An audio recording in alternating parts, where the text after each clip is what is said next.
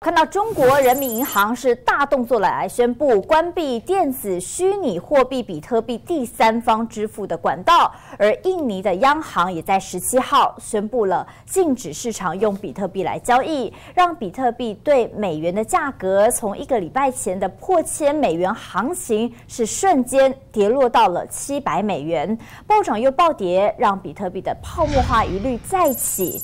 但是投资人更关注的还有它的交易安全性，而今天关键对话就为您邀请到了这个资安教父芬安全的首席研究长，他现场跟带你来看看真的比特币长什么样。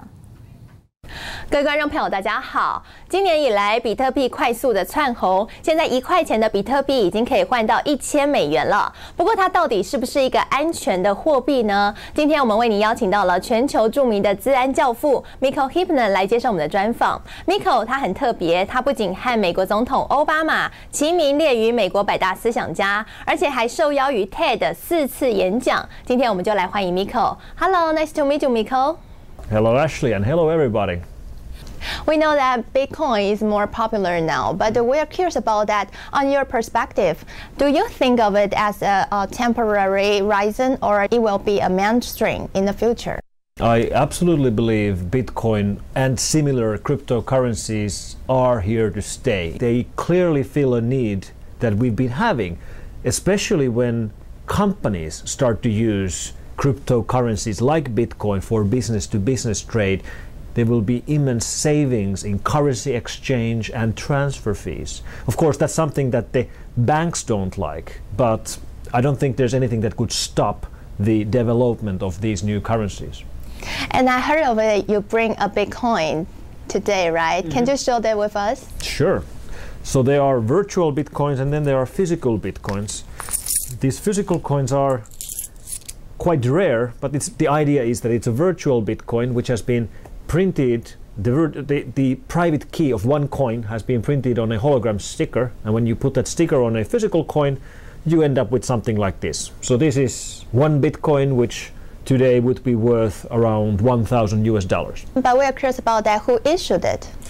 Well, this is made by a US company called Kazaskius. So they basically take virtual coins and convert them into physical coins. So I paid 0.5 virtual Bitcoins for this one physical Bitcoin, and I can turn it back to a virtual Bitcoin if I want to. So why did you buy this currency? Well, I have also virtual Bitcoins because I believe in the currency, and I believe that it will be here to stay. And of course, there's a lot of speculation. Most of the Bitcoins right now are being held by people who believe they will rise in value, and they are holding them. So it's still far from the promise of Bitcoin we have, which is that you could use it for everyday trade. Very little of the Bitcoins today are being used for trading. Most of them are being used for hoarding. And it's sort of similar for my physical Bitcoin. It's sort of something I'd like to keep, and maybe one day I'll sell it with a good profit. But a lot of people are concerned about its price because the price changes a lot. Mm-hmm. We know that this year it go up to the $1,000 US. Mm-hmm. But in the past 2 years, it just even less than $1 US. Oh, yes. So how do you see this trend? Well, there's a large amount of fluctuation, but the overall development has been massive increase in price. A year ago, it was $8 US per Bitcoin. Now $1,000 per Bitcoin. And it's fluctuating. Even today, it's fluctuated up and down by $100 US, which makes it really hard to use it for any real use except speculation. And that's one of the challenges we have with Bitcoin. And maybe that will either settle down, or we'll see some more stable clones of this currency. It remains to be seen. And that probably is the biggest challenge Bitcoin has right now. It's clear that for a new currency, it's not very good for the currency itself if the price fluctuates so much. So do you think that in the future the price of the Bitcoin will be more stable?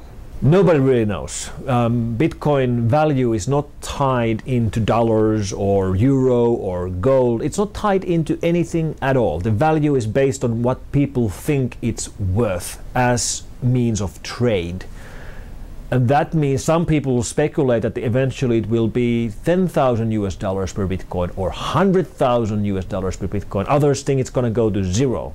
So I think there will be some fluctuation for the next year or two, and then we'll see the real outcome. But at least for me personally, I have high hopes for it, and I'm not planning on selling my Bitcoins anytime soon. We want to talk more about the security of the Bitcoin. So from your point of view, if we want to use Bitcoin and invest in Bitcoin, what kind of things we have to pay attention? There's two kinds of risks we've seen so far. We've seen Bitcoin theft, and then we've seen Bitcoin generation. Bitcoin theft is very simple. It's digital money. So if people access your computers, they can steal your money. And once it's stolen, you'll never get it back. It's like cash being stolen from you. So you have to take care of your wallet files. You have to encrypt them, or if it's lots of money, you have to take it offline. You don't want to keep it on a computer which is online. The other problem is that Bitcoin is a unique currency in the sense that it's constantly generated. I mean, all the currencies need new supply of cash. The way Bitcoin does this is that when people use these currencies, every single transaction between users is confirmed by other users, and other users get rewarded for confirming transactions. So the algorithm gives free Bitcoins to people who confirm other people's transactions, which basically means you can use computing power to make new coins. If you confirm lots of transactions, you make lots of Bitcoins. And that means that people are running botnets of infected computers, millions of infected computers, and using other people's computers to do these confirmations. So basically botnets which are mining for Bitcoins.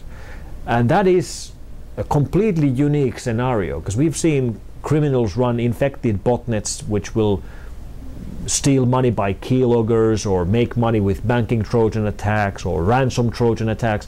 But here they're actually running botnets not to steal anything at all, but to create new money, create wealth.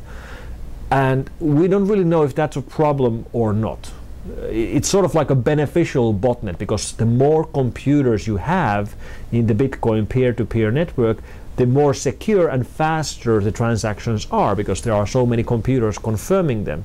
But at the same time, we know criminals are gaining access to Bitcoin because they are using other people's computers to do mining. It's a very complicated scenario, and nobody really yet understands what we should be thinking about it. But we know that even that we can use this Bitcoin in the USA and other countries. But in China, the China government refused to recognize this currency. How do you see? Bitcoin is an algorithm, so it's math. There's no way to regulate math. I mean, you can tell that you're not supposed to use it, but there's no way of stopping this, and there's no way of regulating it. And I do believe that in the long run, cryptocurrencies are here to stay. It might not be Bitcoin, which becomes the world-class mainstream currency, but I'm sure a currency like Bitcoin, maybe some of the sons of Bitcoin or cousins of Bitcoin, and there's already dozens of clones like Litecoin and Peercoin and Namecoin and others. So one of these will stick, and one of them will become a global currency. And another question is that how's your suggestion for the government to face and deal with the problem of the Bitcoin? I don't think governments really care which currency their citizens are using, as long as the citizens pay their taxes. You know, why would they care? As long as everything is legal and everything is out in the open and people pay their taxes, it doesn't really matter which currency you use. It's not really the problem of the governments. It is a problem of the banks. Banks hate cryptocurrencies because it sort of makes banks irrelevant, or they make banks irrelevant for moving money. We still need banks for deposits and savings. We just wouldn't need them for moving money. But even if banks hate the idea of cryptocurrencies, I don't think there's anything they can do to stop it. Bitcoin is an algorithm. You cannot regulate an algorithm. You cannot stop an algorithm. It's math. So do you think that the rise of the Bitcoin will cause the reduce of the bank? Absolutely, in the long run. Money moving between businesses and internationally will be moving to online movements with currencies which have nothing to do with current banks. So maybe in the future the bank will disappear because of this digital currency? I don't believe banks will disappear. Banks will morph into places where you save your money and where you invest your money, but you don't move your money through the banks anymore. I think eventually it will be a global currency and it will be recognized everywhere in the world. Thank you, Mikko.Mikko 深信比特币未来将会变成国际间普遍的货币，不过缺少中央控管机构是比特币的特色，却也在资讯安全上面构成了挑战。到底未来比特币会不会取代真的传统的货币，也考验着各国政府对它的接受程度。